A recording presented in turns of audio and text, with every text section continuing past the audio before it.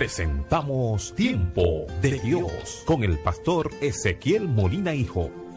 Una palabra de fe que puede transformar. De Samuel capítulo 11, si lo tienen pueden decir amén.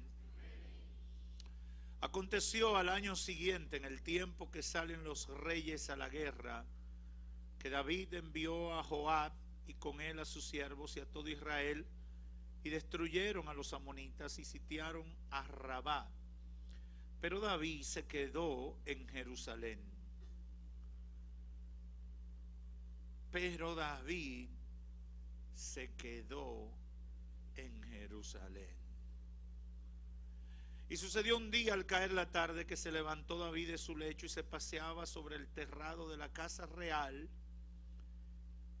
y vio desde el terrado a una mujer que se estaba bañando, la cual era muy hermosa.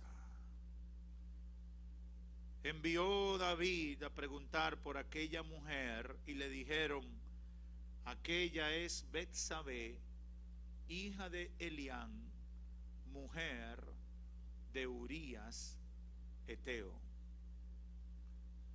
Y envió David mensajeros y la tomó y vino a él y él durmió con ella. Luego ella se purificó de su inmundicia y se volvió a su casa. Amén. Pueden sentarse.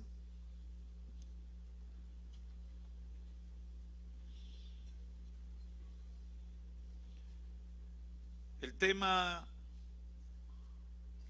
específico que el Señor me ha dado para hoy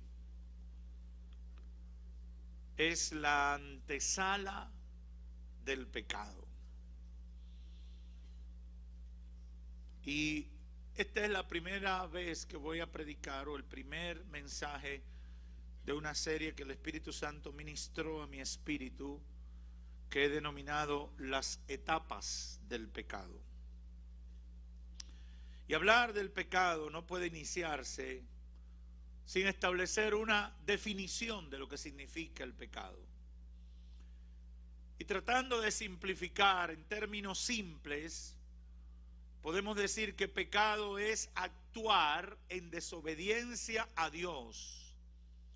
Es violar las leyes o preceptos de Dios, cometiendo acciones contrarias a esa ley, a ese precepto, a ese deseo de Dios. Y a veces no lo cometemos, pero nos rebelamos contra esas leyes de Dios o contra esos deseos de Dios. Hay gente que no comete el pecado directamente, pero está rebelado contra la ley de Dios.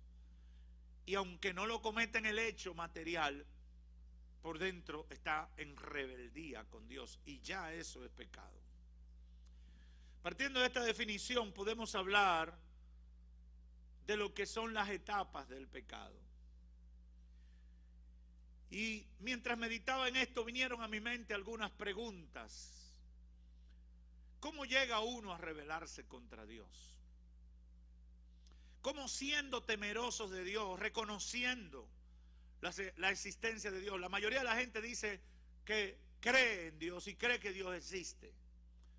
¿Cómo una gente, reconociendo la existencia de Dios, es capaz de inventarse toda clase de justificaciones para no sentir culpa cuando hace lo que sabe que a Dios no le agrada? ¿Cómo, sabiendo lo bueno y lo que es agradable a Dios, no lo hacemos? Sin embargo, lo que sabemos que le molesta, deliberadamente lo hacemos. ¿Cómo hay personas que están conscientes de que su vida o sus acciones están en franca violación a la ley de Dios y aún así siguen en falta? Hay gente, hablaba con una persona ayer y me decía que cuando alguien se había apartado del Señor y cuando alguien le hablaba de Dios, decía: mira, yo lo voy a hacer, yo voy a tomar mi decisión de vivir una vida agradable a Dios, pero lo voy a hacer cuando yo esté listo. ¿Alguien le habrá, alguno de ustedes habrá escuchado algo parecido alguna vez? Aquí hay muchos que no se ponían listos nunca. Y Dios tuvo que alistarlo y decirle, mira tu ropa, mira tus zapatos, póntelo que tú estás listo. Pero esa persona me decía que él siempre le decía a la gente, yo no estoy listo. Pero realmente no estaba listo, era consciente de lo que estaba haciendo. Él sabía que estaba en pecado, él era consciente de que estaba en contrariedad con Dios, pero decía que no estaba listo. Yo le digo muchas veces a la gente, en el momento que tú tienes conciencia de que estás mal con Dios, de que estás haciendo las cosas contrarias al deseo de Dios, en ese momento ya tú estás listo para convertirte. Porque se te fue revelado tu pecado. Entendiste que está mal. Por tanto, no debemos mantenernos lejos de Dios cuando estamos conscientes de que estamos mal delante de Dios. Inmediatamente ahí hay que resolverlo. Pero hay muchas personas que están en franca violación a las leyes de Dios y aún así se mantienen pecando. Al meditar sobre todo esto, hermanos y amigos, tenemos que iniciar diciendo que no llegamos al pecado inmediatamente. Generalmente en nosotros se desarrolla lo que yo llamo un proceso que termina con la ejecución de la acción pecaminosa. Porque mientras no somos convencidos de pecar, se nos hace imposible pecar. Por eso primero se da una batalla en nuestro ser interior, aún sin nosotros haberle servido al Señor, aún sin nosotros ir a una iglesia. En el chip, para que me puedan entender, en la programación de nosotros como seres humanos, cuando Dios nos creó, puso un código de ética y de conducta en nosotros. Y nosotros sabemos, los niños pequeñitos, usted busca un niño pequeñito y tú le preguntas, ¿tú hiciste eso? No, pero él lo hizo. Pero él cuando dijo que no, él sabe que está mintiendo. Y nadie le dio una conferencia sobre los alcances, desarrollo, definiciones y fórmulas de la mentira. No fue una cátedra a la universidad a estudiar cómo mentir, ni le dieron un curso rápido por correspondencia o por vía internet. Él vino desde pequeño y él sabe que lo que hizo está mal. No debió hacerlo. Pero es pequeñito, nadie se lo enseñó. Es decir, nosotros sabemos que estamos mal, que hemos hecho algo, porque Dios nos preparó de antemano para tener conciencia de lo bueno y de lo malo. Pero nos empeñamos en mantenernos en el pecado. Y hoy, con la ayuda del Espíritu Santo, quiero comenzar esta serie de predicaciones sobre lo que yo llamo esas etapas del pecado. Y estoy convencido, porque es lo que el Espíritu de Dios ha ministrado a mi espíritu, de que vamos a ser advertidos para corregir situaciones que nos llevan a pecar. Es lo número uno. Número dos, seremos amonestados, confrontados por Dios para aprender a discernir las situaciones que nos llevan a pecar. Y número tres, seremos fortalecidos en Dios para superar el pecado. Yo creo que ese es el propósito general del Espíritu Santo en esta hora. Y voy a comenzar con algunas cositas. ¿Cuáles son las etapas del pecado? ¿Cómo se llega a pecar? ¿Cómo se da ese proceso de que a pesar de que yo sé lo que no le agrada a Dios, termino haciendo lo que a Dios no le agrada, lo que está en contra de las leyes de Dios? El apóstol Santiago hace una de las mejores descripciones de lo que es este proceso allá en el capítulo 1, verso 14 al 16. Lo pueden identificar en sus Biblias y explica por revelación del Espíritu Santo. Santiago capítulo 1, verso 14 al 16. Él por revelación del Espíritu Santo identifica las etapas del pecado. No voy a detallar porque lo voy a tratar más adelante, pero a grandes rasgos Él establece, voy a leerlo. Cuando alguno es tentado, no diga que es tentado. Verso 13. Cuando alguno es tentado, no diga que es tentado de parte de Dios, porque Dios no puede ser tentado por el mal, ni Él tienta a nadie, sino que cada uno es tentado cuando de su propia concupiscencia es atraído, seducido. Entonces la concupiscencia, después que la ha concebido, utiliza la figura de un parto, de una concepción, da a luz el pecado, y el pecado, siendo consumado, da a luz la muerte. Yo creo que ese pasaje bíblico las mujeres lo entienden mejor que los hombres. Él establece que hay un proceso, y yo lo pude identificar, y se lo digo a modo de titulares. Dice Santiago: lo primero que pasa para caer en pecado es que somos sacados del lugar seguro, del estado de afinidad con Dios. La propia pasión o concupiscencia, cuando la Biblia habla de concupiscencia, está hablando del deseo carnal, natural o previamente sembrado en nuestro corazón. El deseo por pecar es una consecuencia combinada de nuestra naturaleza caída y de lo que hemos alimentado esa concupiscencia a través de nuestros sentidos. Más adelante voy a entrar en detalle sobre eso. Dice: somos llevados y seducidos. Un ejemplo, rapidito. Por ejemplo, usted ha visto que quienes violan más niños son gente consumidora de pornografía. Quienes violan mujeres son gente consumidora de pornografía. ¿Por qué? ¿Por qué existe esa afinidad? Porque se alimentan y terminan pariendo muerte.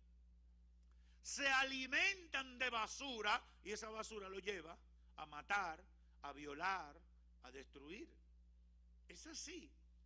Esto significa que hemos sido movidos de nuestro juicio, hemos sido movidos de nuestra convicción, se han derribado los límites, la frontera, y caemos en la muerte, en el error, en la falta de ética, en la falta de moral y la falta de fe, para entonces pasar a la siguiente etapa que Santiago le llama la concepción. ¿Cuál es la concepción? Cuando se articula el plan de pecar. Nadie peca así: ay, pequé. La gente calcula. A mí me gusta eso. Mira, esa mujer me cae bien. Y entonces empieza a generar ahí adentro. ¿Cómo la va a conseguir? ¿Cómo te vas a acercar a ella? ¿Cómo le va a decir algo que le agrade? Y hay gente que tiene técnicas muy desarrolladas en eso. Aquí tienen que haber algunos, hasta de los que están con saco negro, que en el pasado, en ese pasado de vergüenza, Satanás le había dado un menú de artes.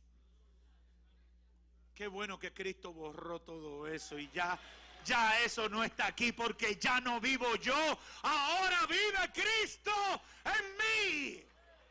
Aleluya. Pero viene toda esa segunda etapa, la concepción, cuando se articula. Luego viene la consumación, que cuando el hecho se comete. Y luego viene la confrontación al darme cuenta del error por la amonestación de parte de Dios, que muchas veces por su palabra, por una persona, un instrumento que Él manda, o indirectamente. Y viene la última etapa, que es la rebeldía para perdición y muerte, o el arrepentimiento para restauración y vida. Más adelante yo voy a hablar en detalle sobre eso, pero hoy me voy a quedar con la antesala. ¿Cuál es la antesala? La antesala yo la identifico como la condición previa a lo que Santiago dice aquí en el capítulo 1, y que de alguna manera afina con lo que estamos diciendo cuando él se refiere en los versos anteriores al efecto de la duda en la vida del hombre o la mujer que quiere hacer la voluntad de Dios. Precisamente la antesala es la parte principal de lo que el Espíritu Santo ha puesto en mi corazón para dejar frente a ustedes. ¿Cuáles son esas condiciones que se dan para hacerme débil, vulnerable, para poner la posibilidad del pecado en mí, sobre todo en la gente que es respetuosa y hasta seguidora de Dios. El segundo libro de Samuel, capítulo 11, los versos que leímos al principio, presenta una historia que es perfecta para explicar lo que nosotros acabamos de señalar. Ahí está la experiencia de un hombre bueno, David. Un hombre bueno y temeroso de Dios. El dulce cantor de Israel, que fue capaz de cometer un pecado múltiple. Yo digo que eso es un racimo de pecado. Que le salió, de uno salió un grupo. A un hombre bueno, un hombre temeroso de Dios, comete un pecado grave y múltiple, porque al tratar de cubrirlo, entonces desencadenó otra serie de acciones que eran tan malas como la primera. Al meditar en esto, el Espíritu Santo me permitió entender, y esto quiero que lo tengan muy presente todo el que me escucha aquí en el templo o a través de los medios. Hermanos y amigos, es muy triste lo que puede pasar con un hombre bueno, con una mujer buena, cuando se descuida y se aleja de los principios de Dios para conducir su vida a su manera o según otros principios. El que tú hayas sido bueno no te garantiza que no va a caer en lo más bajo. Óyeme bien eso. El que tú hayas sido una persona respetuosa, el que tú hayas sido una persona educada en una buena familia, el que tú hayas sido formado con ejemplos de vida y de conducta muy bueno, no te garantiza que toque fondo en la podredumbre del pecado. No te garantiza que no caiga abajo. Hay mucha gente que se sorprende. ¿Y cómo el hijo de fulanito llegó a eso? Como puede llegar cualquiera. Porque el problema que el que lleva a la gente a pecar es el arquitecto, desarrollador y oferente de toda esa basura. De un poquito de basura y de mucha basura. Por lo tanto, desde que tú peques estás en el territorio de él. Ese es el diablo. Que el Señor lo reprenda. Pablo lo resalta escribiéndole a los Corintios en 1 Corintios 10:12, cuando dice: el que piense estar firme, aleluya. Dile al que está a tu lado, mira que no caiga. Cuídate de no caer. Cuídate, aleluya. Cuídate de no caer.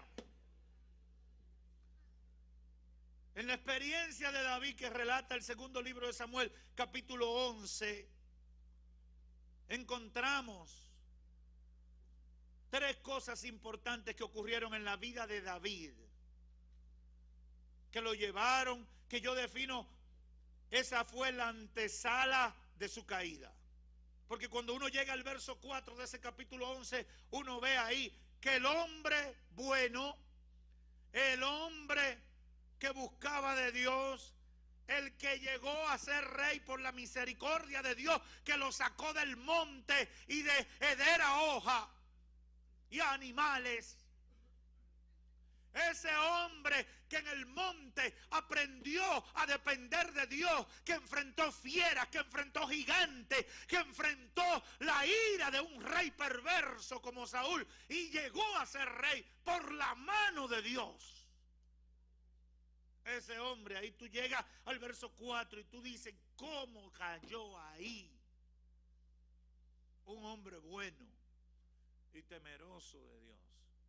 Pero si analiza los 3 versículos primero te vas a dar cuenta que el escritor bíblico no deja dudas. Hubo una condición que se dio en su vida que lo llevó a donde cayó en el verso 4. Y yo identifiqué 3 realidades en la vida de David, que es la parte central de lo que el Espíritu de Dios ministró a mi espíritu para esta oportunidad. Número 1, dice la Biblia, que aconteció en el tiempo que los reyes salían a la guerra, David envió a Joab con él a su siervo y a todo Israel, destruyeron a los amonitas y sitiaron a Rabá, pero David se quedó en Jerusalén. Rabá era la capital de los amonitas.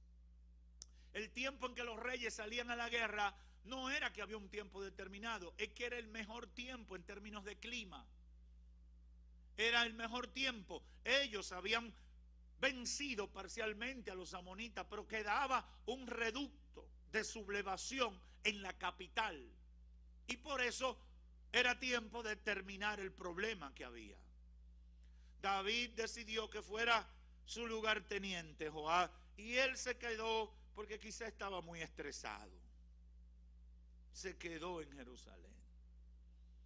Hermanos y amigos, lo primero que el Espíritu Santo mostró a mi vida en este pasaje bíblico es la negligencia que caracteriza la antesala del pecado cuando no asumimos las responsabilidades, el cumplimiento de lo que Dios nos ha asignado en nuestra vida. Negligencia frente a la responsabilidad asignada. Dios ha establecido responsabilidades. Se lo hizo a David. David era el rey. David era el hombre que tenía que motivar a su ejército. Era el hombre que tenía que asumir la responsabilidad del problema. Era el hombre que tenía que ser el líder y ejecutor de esa campaña militar. Él no podía desconocer su responsabilidad, porque si había alguien que sabía de lo que se trataba, era David. David no fue como los generales de escritorio, que lo promueven porque tienen un amigo pegado en el gobierno. David era un hombre que venía del campo de batalla. Él sabía cómo se conquistaban las victorias. Él sabía, como decimos los dominicanos, que había que guayar la yuca ahí para poder exhibir una victoria. Él sabía que eso no caía así por así. Iban con la gracia de Dios, pero tenían que batallar. Tenían que hacer su parte. Y Dios hacía la de él. Pero él se quedó. Él se quedó y mandó a sus colaboradores. Hermanos y amigos, siempre que nos salimos o faltamos a nuestro deber, estamos creando condiciones para la tentación y el pecado. En la vida espiritual pasa exactamente lo mismo. El fracaso viene con la negligencia. Cuando faltamos a nuestro deber, cuando estamos haciéndonos los locos o nos estamos dejando guiar quizás por emociones, por sentimiento. El hombre o la mujer que quiere hacer la voluntad de Dios se guía por convicciones, no por cómo se sienta. Ay, yo me siento medio maloso, está muy nublado, yo no voy para la iglesia. No. Es que yo no funciono de esa manera. Yo no funciono si está nublado o no está nublado. Yo no funciono si hay agua o no hay agua. Yo no funciono si hay vela o no hay vela. Yo funciono por convicción. Yo tengo que estar en la casa de Dios. Yo tengo una dosis de alimento espiritual que recibir en este día. Por lo tanto, tengo que estar incapacitado para yo no hacer lo que estoy llamado a hacer. Yo no sé si el Señor le está hablando a alguien en esta hora. Ay, yo trabajé mucho hoy. Tengo estrés. Me pongo unos pantaloncitos, ¿cómo que le llaman? Polo. Corto. Una chancleta. Un t-shirt ligero. Voy a descansar, me doy un baño. Yo no puedo ir para la iglesia porque yo me siento estresado. Tengo que desestresarme.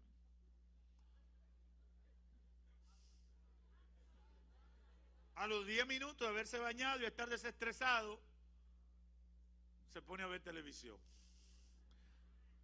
¿Para qué, pastor? Para botar el golpe, Entonces ve noticias.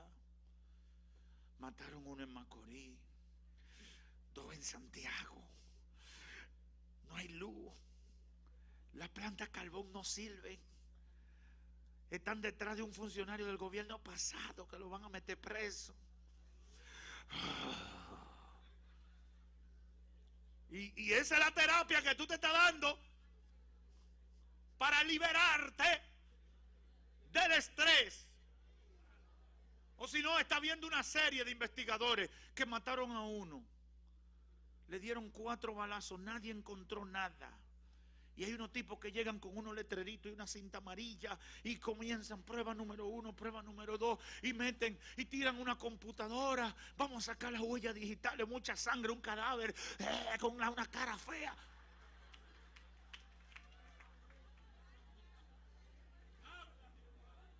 Tú te estás desestresando. Tú estás relax con tu... Cuando ya tú estás viendo eso, ay, aparecer el delincuente. El sufrimiento de esa familia. Cuánta sangre, cuánto dolor. Cuando termina la película, tú tienes que tomarte un relajante, un diazepam 500, 3 o 4 cosas para tú relajarte, porque lo que tú has recibido es una descarga de problemas y de carga emocional, que ciertamente tú perdiste tu noche. Es más, es probable que nadie pueda conciliar el sueño, porque entre la noticia y la película se te hace una fórmula que tú nada más piensas en lo que pasó, en lo que te enseñaron, en lo que puede pasar mañana, y pierde la paz, y pierde el tranquilo, no descansa. Negligente en tu deber y en tus responsabilidades. El hombre o la mujer que es temeroso de Dios sabe que le conviene estar en la presencia de Dios. Sabe que el estrés se va alabando y adorando al Señor. Yo no sé cuánto han sido libres del estrés adorando y alabando al Señor. No hay una terapia más efectiva para ser libre del estrés que alabar y glorificar el nombre del Señor. Yo no sé si a mí solamente el que me pasa, pero cuando yo alabo se me va el dolor de los pies. Cuando yo alabo se me va el dolor en la rodilla, se me va el dolor de la ciática, se me va el dolor de cabeza, se me va todo. Pero eso yo lo consigo aquí en la presencia del Señor. Cuando yo estoy en la iglesia por convicción, sé lo que es mi deber. No soy negligente a lo que Dios ha determinado para mi vida. Puedo venir frustrado o dolido o desconsolado, y de repente el Espíritu Santo le ministra al pastor o a quien está dirigiendo: ora, que ahí hay gente que necesita una oración para ser levantado del lugar de la caída, de donde están, del dolor que están sintiendo, de la frustración. Y tú dices: oh, pero parece que alguien le dijo al pastor. No, es que no fuiste negligente, estabas en el lugar correcto, donde debía estar a la hora exacta que Dios tenía para ti. Aleluya. La persona que le sirve a Dios no puede ser vago. La Biblia no lo dice, no lo he identificado. Yo todavía no lo he identificado. Quizá lo encuentre un día de esto. Pero yo he entendido que el vago no va al cielo. No puedo estar perdiendo el tiempo. No puedo, no podemos, no debemos vivir ausente de nuestros deberes y nuestras responsabilidades, porque algo hará, y lo más probable que hagas es que no será algo bueno. Cuando yo soy negligente, el hermano testificaba de lo que le pasó, esa experiencia, de cómo hubo una gran diferencia cuando se presentó delante del Señor y le pidió al Señor.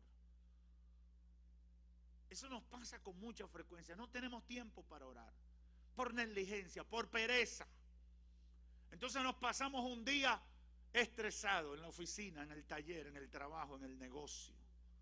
¿Por qué? Porque lo que nos puede tomar 5 minutos, después tenemos que invertir 5 horas y no lo resolvemos. Pero cuando nos ponemos en la mano de Dios, cuando estamos haciendo lo que a Dios le agrada y lo que Dios ha asignado que hagamos, lo que nos tomaba 5 horas lo hacemos en 5 minutos.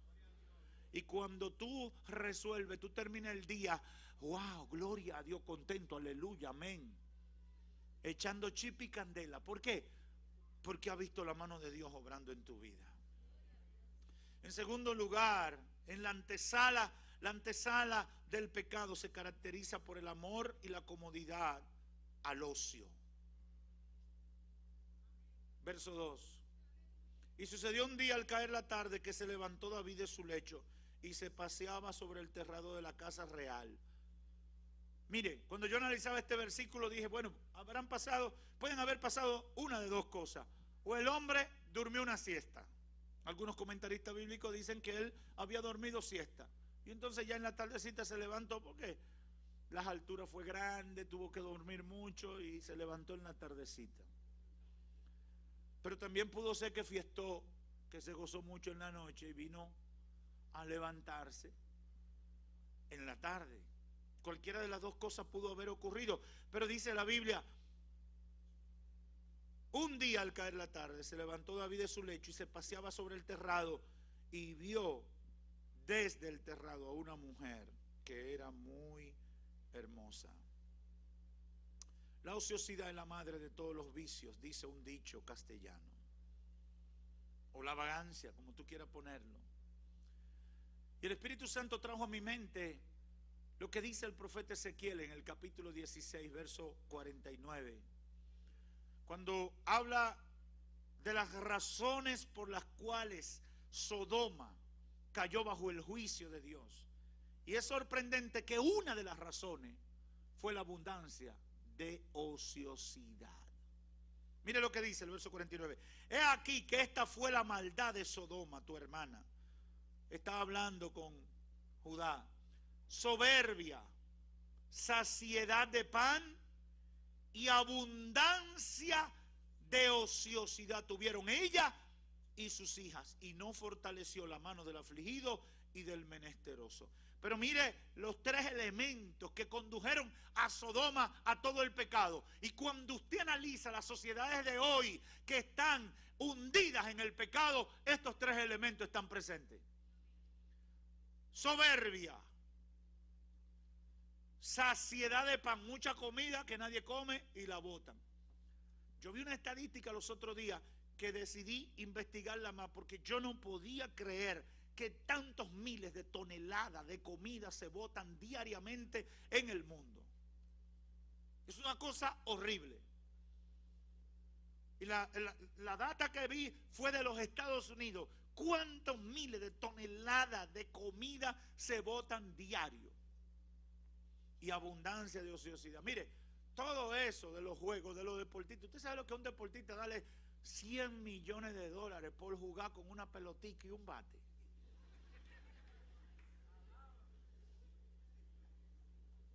Y al otro porque le da a la pelota con el pie.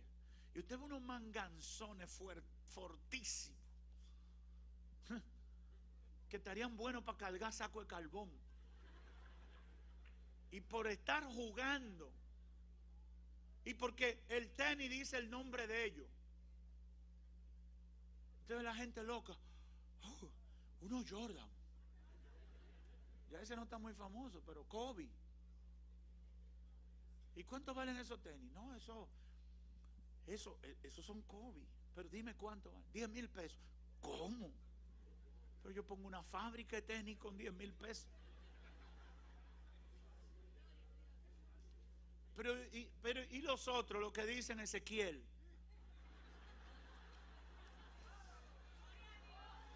Eso salen en 500, 600 pesos.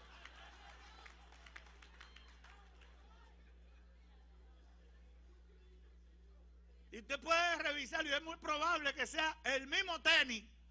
Uno con sellito y el otro sin sellito. Pero esa es la abundancia de ociosidad. Cuando usted ve las naciones que su principal actividad es el ocio, usted dice, esa es una sociedad en decadencia. Que su principal actividad productiva, de ahí es que se derivan esos grandes problemas económicos que están sufriendo muchas sociedades. Pero no me voy a quedar ahí porque ese no es el tema. Pero la Biblia identifica, y pasó con David en este caso, que el amor al ocio, a la comodidad, al estar vagueando, entretenido en cosas que no son productivas. Y ahí voy a tocar un tema que a mucha gente le duele: las redes sociales. ¿Cuánto ocio? ¿Cuánto ocio? Gente que se pasan hasta las 2 de la mañana. Hasta las 3 de la mañana. Al otro día llegan al trabajo con la ojera. Parecen zombies. ¿Y que tú amaneciste resolviendo un problema de cálculo 3? Un problema de física nuclear.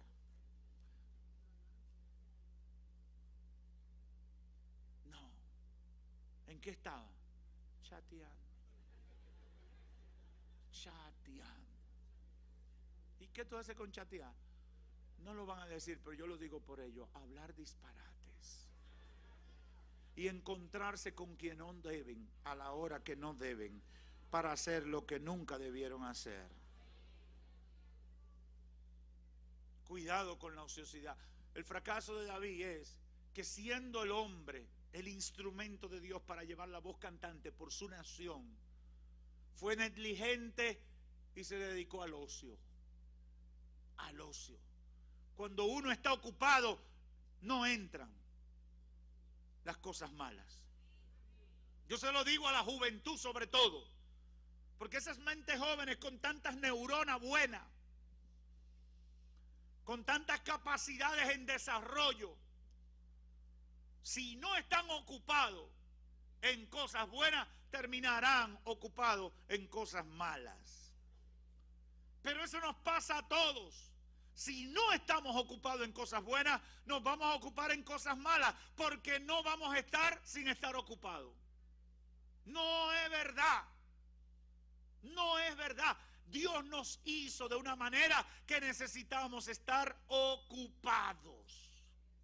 Nos dio capacidades y cualidades. Nos dijo que descansáramos, pero no que hiciéramos un culto al descanso. Nos dijo que administráramos el cuerpo, el templo del Espíritu Santo, pero no que viviéramos descansando. Hay que estar ocupado. Y el que no se ocupa de las cosas que Dios le ha asignado, entonces se va a ocupar de las que le asigna el diablo. Esa es la triste realidad.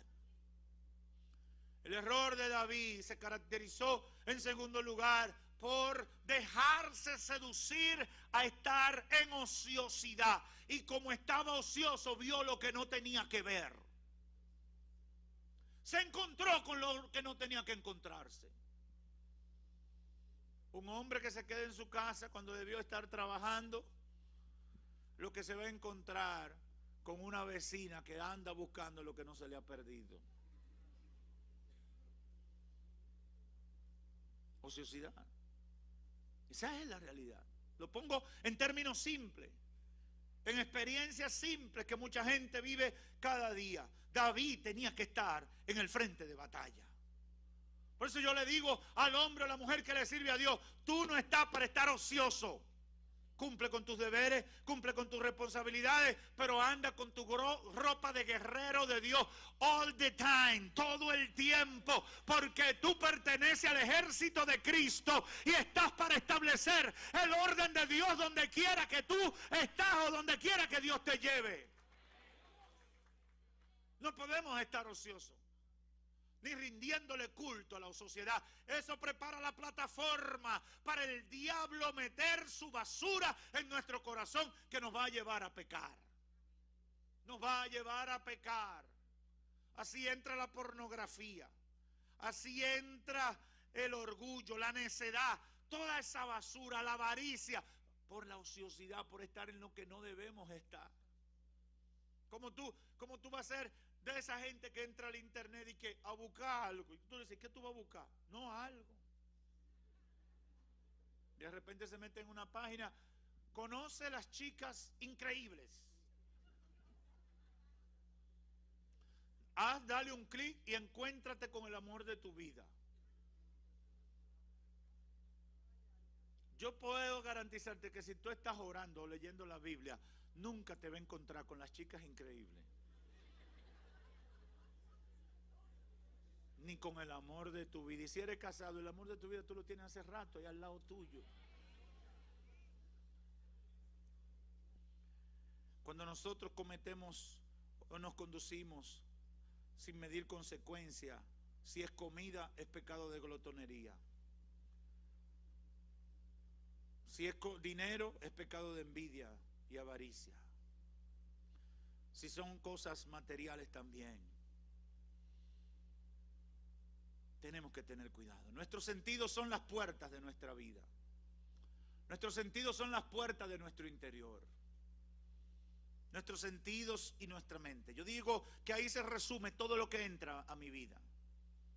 Mis sentidos me permiten ver, escuchar, probar, oler, tocar. Ahí están los 5 sentidos.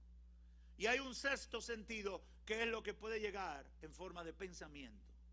Ahora bien, Satanás tiene que esforzarse mucho cuando yo no le permito entrar a través de mis sentidos físicos.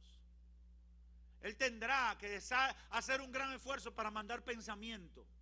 Y estoy convencido que los pensamientos son enviados sobre la plataforma de lo que mis sentidos han permitido entrar. No sé si me estoy dando a entender. Le pongo un ejemplo. Hace muchos años yo decidí en mi vida que yo no veía películas de terror. Cuando era jovencito, los muchachos vivían hablando de Drácula 1, Drácula 2. Inclusive llegaron a dar una serie de Drácula, no ahora, le estoy hablando cuando la televisión era en blanco y negro. Y yo me di cuenta, siendo un jovencito, un niño, que cuando yo veía esa basura, yo empezaba a construir en mi mente escenas de terror. Ni siquiera eran las mismas de la película, pero con elementos similares. Y yo entendí que no debía alimentar mi corazón, mi mente, con esa basura. Y se lo digo a todo el que me esté escuchando. Yo no creo que un hombre o una mujer que quiera hacer la voluntad de Dios tiene que alimentarse de basura como esa para sentir emoción. ¿Tú quieres emoción? Ponte a buscar de Dios. Dile al Espíritu Santo que te bautice con fuego de Dios sobre tu vida. Dile al Espíritu Santo que imparta los dones de hablar en lengua, de discernimiento de espíritu, de sanidad. Pídele al Espíritu Santo que te dé emoción. Pero no busque esos fuegos extraños que se lo inventó Satanás para destruir la vida. Cuando abrimos nuestro sentido, estamos exponiéndonos a la plataforma del pecado. Dice la palabra, sobre toda cosa guardada, guarda tu corazón. Y cuando habla de corazón, está hablando del ser interior, de lo que yo soy por dentro, de lo que yo soy interiormente. Si viste algo que no debías ver, no lo mires la segunda vez. Si escuchaste algo que no debías escuchar, no lo escuches la segunda vez. Si dijiste algo que no debías decir, no lo digas la segunda vez. Si estuviste en una situación embarazosa, no vuelvas a estar en esa situación. No te expongas otra vez. Guarda tu corazón, cuida tu salvación, cuida tu relación con Dios, cuida tu familia, cuida tu testimonio, cuida tu reputación, cuida. Hay que cuidar lo que Dios nos ha dado. Hay que cuidarlo con temor y temblor. Hay que cuidarlo. Yo no solamente debo ser serio, yo debo también parecerlo. Yo no solamente debo ser correcto, yo también tengo que ocuparme de ser correcto. Y que la gente me vea de esa manera. No he querido extenderme, pero tengo tanta tela por donde contar. Voy a tener que resumir. Pero mire, hay mucha gente que dice amar a Dios, que dice respetar a Dios, que dice creer en Dios. Y no se da cuenta que sus acciones le están llevando a la muerte, al fracaso espiritual y material. El Espíritu Santo de Dios ha ministrado a mi espíritu para decirle a todo el que me esté escuchando, despierta, despierta. Dile al que está a tu lado, despierta. Y dile al que está del otro lado, despierta también tú. ¡Despierta! ¡Despierta! Satanás te ha vendido una alucinación, un espejismo. Te está llevando a la muerte y ni cuenta te estás dando. Te está llevando a destruirte y es probable que no te estés dando cuenta porque te está pintando pajaritos en el aire. El Espíritu de Dios puso en mi boca, dale una palabra de alerta. Dile, es hora de despertar. Despierta, iglesia, despierta, hombre o mujer, que quieres hacer la voluntad de Dios. despierta. Hay peligro en tu caminar, hay peligro en la dirección que vas, hay peligro, hay peligro.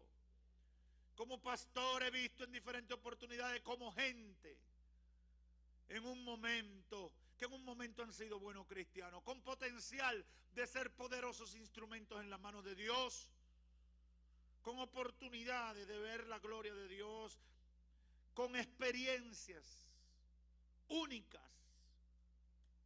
en su relación con Dios, con dones y capacidades espirituales excepcionales, se van dejando mover en sus convicciones, se dejan mover de sus principios, comienzan a cederle espacio al diablo. Y tú lo tenías ahí trancado el camino y el diablo no podía pasar. Y él después te dice, mira, pero déjame un chin. Ok, un chin, está bien, yo soy un siervo. Y viene el diablo y dice, déjame otro chin, tú serías agayú, los cristianos no son tan agayú. Y tú le dejas otro ratito. Cuando viene a ver, ya tú estás aquí en la esquina. Y él está paseándose con toda libertad alrededor de tu vida. Y tú cediendo espacio. ¡Despierta! Hay caminos que al hombre le parecen rectos, pero su fin, aleluya, su fin es la muerte. Y eso lo decía un hombre que pasó por la experiencia y lo sufrió, el proverbista Salomón. Él sabía de lo que estaba hablando. Él negoció sus principios y el negociar sus principios le trajeron la ruina, le trajeron el fracaso espiritual. Hermanos y amigos, la negligencia y la sociedad son la plataforma de la tentación. Dios nos está llamando a estar ocupados en el servicio a Él. Siempre debo sacar tiempo para las cosas de Dios. Siempre debo involucrarme en las cosas del Señor. Siempre debo ser celoso en el cumplimiento de mi disciplina espiritual. Ay, pero tú oraste esta mañana, ¿por qué vas a orar esta noche? Es que yo oro por la mañana y yo oro por la noche. Pero no oré tanto, yo oro por la mañana y yo oro por la noche, porque esa es mi disciplina con Dios. La negligencia, la ociosidad son plataformas de la tentación. La Escritura dice que nuestra lucha no es contra sangre ni carne, es contra fuerzas espirituales, es contra gobernantes en las regiones celestes, con ejército espiritual establecido en los cielos. Cuando no sacamos tiempo para orar, para leer la Biblia, para asistir a la iglesia, para involucrarnos en las cosas de Dios, estamos como David allá en el capítulo 11 del segundo libro de Samuel, verso 1, actuando con negligencia y siendo ociosos. Estas dos cosas no vendrán disfrazadas de diablo, siempre vendrán envueltas en una actividad justificada. Y quisiera tener tiempo para extenderme sobre esto, pero lo voy a resumir. La negligencia y la ociosidad, como le decía al principio, muchas veces es el resultado de mucho trabajo, de mucho estudio. Yo le puedo mencionar 20 personas que hoy no están en la iglesia y que eran cristianos de regular y a bueno. Y cuando yo le he preguntado, ¿qué te pasa? Los estudios, pastor. ¿Qué te pasa? El trabajo, pastor. Y después, ¿qué te pasa? Los estudios y el trabajo. Y después no hay que seguirle preguntando, porque entre el estudio, el trabajo y demás se lo comieron. Y lo único que queda es el cadáver espiritual por descuidarse. La negligencia y la ociosidad no vendrá disfrazada de diablo, vendrá disfrazada de una actividad importante y valiosa alrededor de tu vida. Satanás sabe que si viene con el uniforme de diablo que él mismo se inventó, todo el mundo lo va a rechazar, hasta los que no le sirven al Señor. Yo no quiero nada con el diablo, no quiero nada con ese pájaro. Pero el diablo no usa ese uniforme. Ese es el que vende. Él a la publicitaria del infierno le dice, promuevan que yo voy con saco y corbata. Y me pongo una vestimenta buena, un reloj bueno, un anillo bueno y un perfil de ángel. Y entonces así nadie lo identifica. Concluyo. En la antesala del pecado, quizás no hemos cometido el pecado, pero estamos corriendo a pasos acelerados y firmes hacia el fracaso espiritual. En el nombre de Jesús te doy esta palabra de parte de Dios. Despierta. Despierta. Es tiempo de buscar a Dios. Es tiempo de vivir en obediencia a Dios. Es tiempo de volver al primer amor. Como el Señor le dijo a la iglesia de Éfeso en Apocalipsis 2:4. Has perdido las primeras cosas. Has perdido la pasión. Hay gente que me está escuchando que sabe que no está tan apasionado como estaba al principio. Hay gente que me está escuchando que sabe que una vez era un apasionado por las cosas de Dios, pero hoy está en la orilla esperando el primer hoyo para quedarse afuera. Despierta. Has perdido el primer amor, dice el Señor. Tengo algo contra ti. Has perdido la pasión y te lo digo en el nombre de Jesús. Este es el día para que te vuelvas a apasionar. Este es el día para que vuelvas a llorar en la presencia de Dios. Este es el día para que te quebrantes delante del Dios Altísimo. Has perdido las primeras cosas. Has perdido el orar en la madrugada. Has perdido el desvelarte en el Señor. Has perdido estar en cada detalle de lo que hace la iglesia. Si lo has perdido, estás en la antesala del pecado. Estás en la antesala del fracaso. El Espíritu de Dios ministraba a mi espíritu. Dile una y otra vez: ¡despierta! ¡Aleluya! Satanás te ha puesto un suero de muerte y tu destino es un fracaso, una muerte eterna. El pecado, hermanos y amigos, es desobediencia a Dios. Es revelación a los principios de Dios, como decía al inicio de esta predicación. Y primera de Juan 3:8 dice algo muy interesante que quiero que los amigos no evangélicos que me escuchan o me ven lo entiendan. Dice la palabra del Señor: todo el que hace pecado es del diablo. Búsquelo en la Biblia. Esa Biblia llena de amor. Esa Biblia llena de misericordia lo dice claramente. Todo el que hace pecado es del diablo. Aunque usted piense lo contrario. Y si en esta noche hay alguna persona que sabe que está lejos de Dios, que sabe que está en la antesala del fracaso espiritual y la muerte eterna, yo le digo las mismas palabras que he estado repitiendo hace rato: despierta. Despierta. Amigo, amiga que está lejos de Dios, despierta. Hombre o mujer que me escucha, dama, caballero, anciano o joven, despierta. Está bajo los efectos de un somnífero diabólico que te está llevando a la muerte y no te estás dando cuenta. Despierta, porque si no despierta, tu fin será la muerte y la perdición eterna. Hoy debe ser el día de tu arrepentimiento. Hoy debe ser el día de abandonar el pecado y entregarle tu vida a Cristo y decirle: Señor, entendí, quiero servirte.